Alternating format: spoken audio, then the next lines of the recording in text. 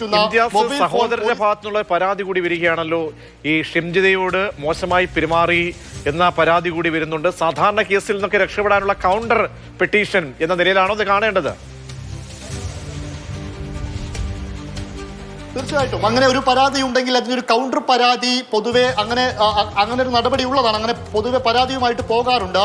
മിനിയാന്നാണ് ഈ സംഭവത്തിൽ ഇപ്പോൾ ഷിംജിത മുസ്തഫയുടെ സഹോദരൻ പയ്യന്നൂർ പോലീസിൽ ഒരു പരാതി ഇമെയിൽ മുഖാന്തരം നൽകിയിരിക്കുന്നത്. അതിൽ പറയുന്നത്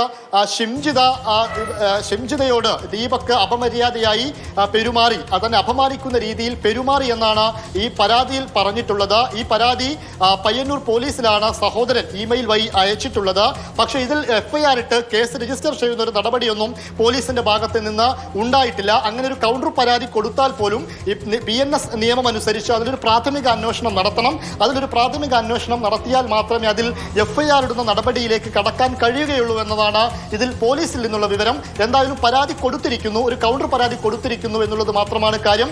എന്തായാലും ഇതിലിപ്പോൾ ഇനിയും പോലീസിനെ സംബന്ധിച്ചിടത്തോളം ഈ റിമാൻഡ് റിപ്പോർട്ട് അടക്കം പുറത്തു വന്നു കഴിഞ്ഞു. മാതൃഭൂമി ന്യൂസ് അത് പുറത്തുവിടുകയും ചെയ്തു. ഇതിലിപ്പോൾ പോലീസിനെ സംബന്ധിച്ചിടത്തോളം ഇനി കൂടുതൽ ചോദ്യം ചെയ്യൽ നടക്കേണ്ടതുണ്ട്. അതിനുവേണ്ടി അടുത്ത ദിവസം തന്നെ കേസ് അന്വേഷിക്കുന്ന മെഡിക്കൽ കോളേജ് പോലീസ് കോടതിയിൽ കസ്റ്റഡി അപേക്ഷ നൽകും. അങ്ങനെ കസ്റ്റഡിയിൽ വാങ്ങിയാൽ മാത്രമേ ഈ ചിത്രീകരിച്ച 7 വീഡിയോകൾ ചിത്രീകരിക്കാനുണ്ടായ സാഹചര്യം, അതല്ലെങ്കിൽ ഈ യുവതിക്ക് മറ്റെന്തെങ്കിലും ഉദ്ദേശം ഉണ്ടായിരുന്നോ, താൻ എന്തുകൊണ്ടാണ് പോലീസിൽ പരാതി നൽകാതിരുന്നത് തുടങ്ങിയ കാര്യങ്ങളൊക്കെയാണ് ഷിംജിതയിൽ നിന്ന് ഇനി പോലീസിന് ലഭിക്കേണ്ടത്.